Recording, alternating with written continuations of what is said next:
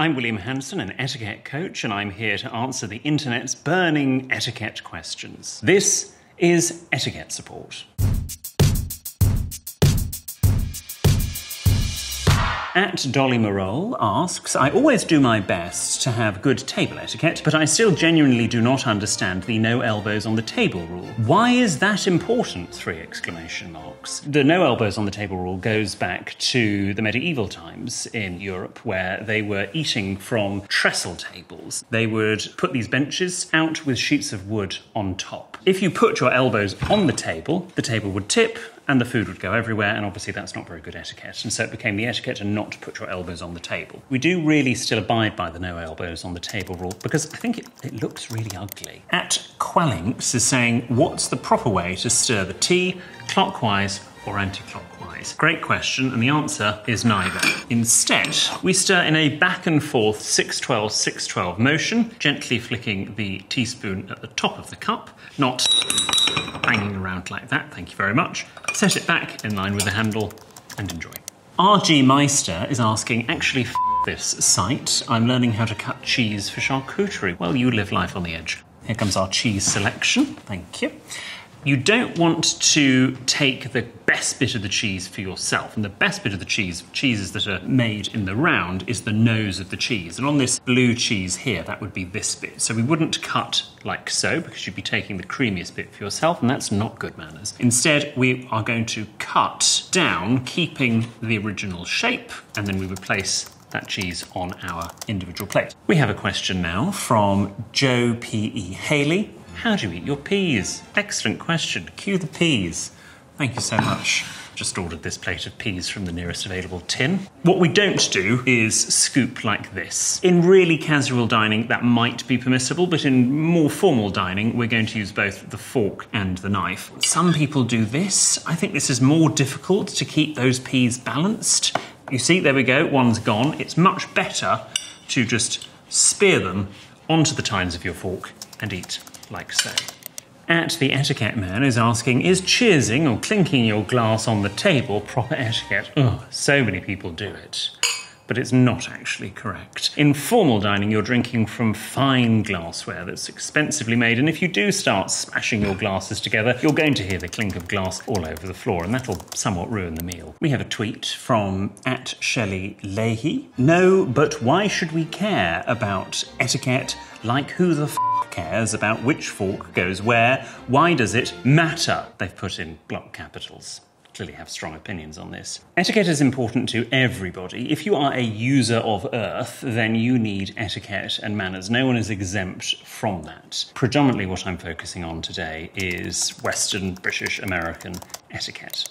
At Droovy Modi 10 is saying, who even decides table etiquette? Like I'll keep the fork however I want, without giving some secret message on whether I like the food or not. Okay, so there is some etiquette fake news that does the rounds on social media. There is a graphic showing the different positions to put your cutlery in based on whether you liked the food or not, whether you're ready for a second plate. It's a load of rubbish. The only positions you put your cutlery in when they're not being held in your hand is to indicate that you are resting or if you are finished. When we're resting, the cutlery goes like so. When we're finished, in Britain, we would put the cutlery together, but in other parts of the world, that might be at a slight angle, and in France, the fork might be turned over. That is what the waiting staff are looking for. At Wasim NYC is asking, is it ever okay to interrupt someone in a conversation? Short answer, no. And if it is okay, which it isn't, when is it an appropriate time? I mean, look, if they're on fire, then you might perhaps need to say, can I just stop you there?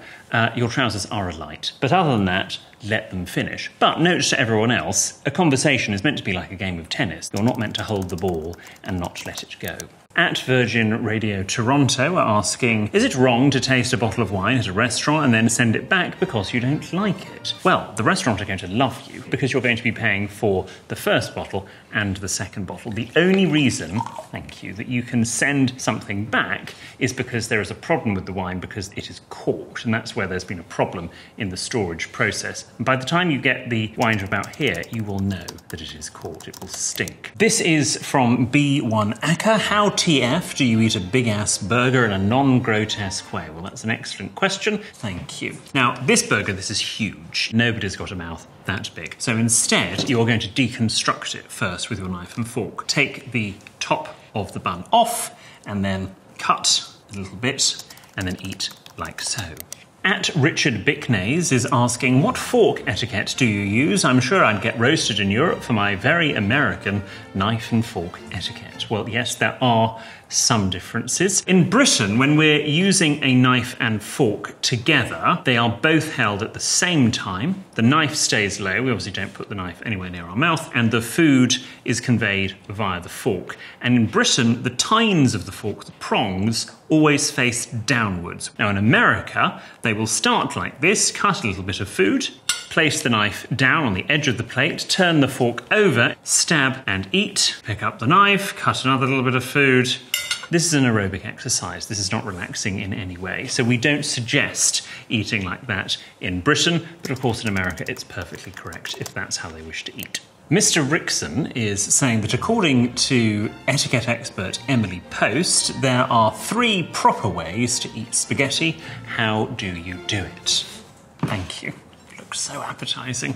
Well, Emily Post wrote her book in America at the turn of the 20th century. Now, I don't know about the etiquette back then, but I don't think there were 3 ways to eat spaghetti. But today, there is only 1 way. You are not going to cut your pasta. It's very bad form. It is just eaten with the fork upturned in the dominant hand. And you go in from the edge of your spaghetti, twist and make a neat little parcel, and then eat like so.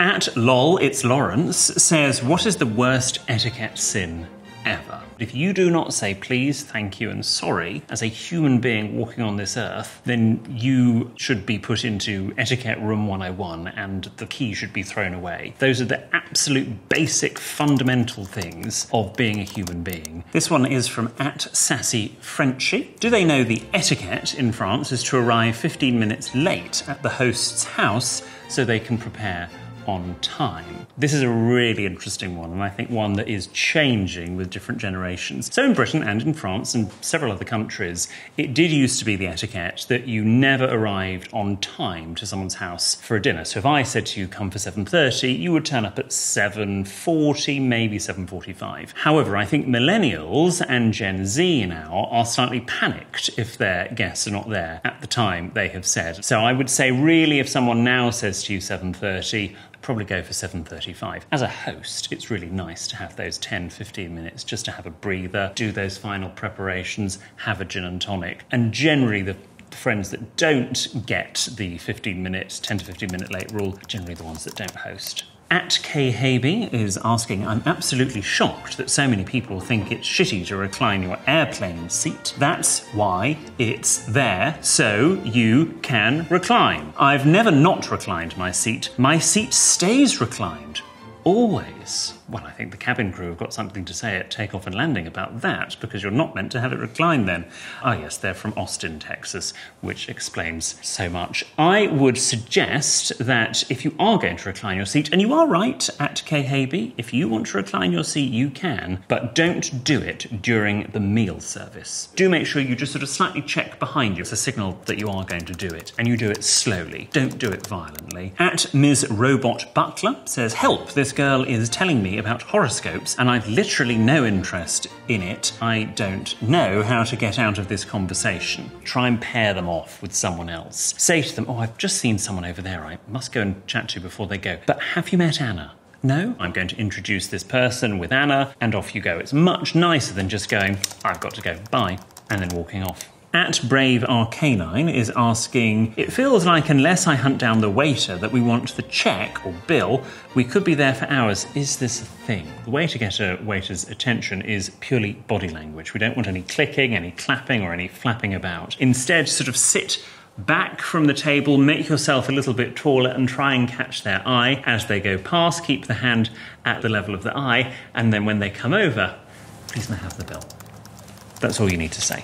At Ed Azumi is asking, I need a crash course on how to properly address royals. Well, I'm going to take the British royal family. The King and Queen are referred to as Their Majesty, but direct conversation you would say Your Majesty, and then you would call the King Sir thereafter, and Queen Camilla would be Ma'am, and that's Ma'am as in ham, not Ma'am as in farm, and every other member of the royal family, if they have an HRH title, would be Your Royal Highness, followed by Sir or Ma'am according to their gender. At Salt Cheek is asking, I'm having an internal debacle right now. A lady is standing in front of me in the train. She looks pregnant, but not really. Do I ask? Do I offer my seat? There is always that slight jeopardy that, of course, you might offend somebody, but the good news is you're probably never seeing them ever again. If you wish to offer your seat to anybody who looks like they need that seat more than you, then yes, you can do that. At Sean Coomins is saying, I hold the door open for anyone, always, but I would like some clarification on the optimum distance at which it is acceptable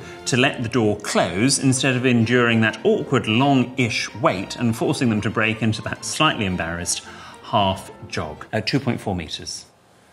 No, that's a joke. There's no correct distance for me to give you. It's just what feels right. But at least glance behind and check. At B-Day 1961 is asking, how do you get rid of house guests that overstay their welcome? I have various different tactics. First of all, I might say to them, have you got a very busy day tomorrow? Or I might say to people, can I get anyone anything else? Which again is another passive-aggressive piece of British etiquette to mean, please leave. If all of that fails, you can just flick the lights and hope they get the message like a nightclub.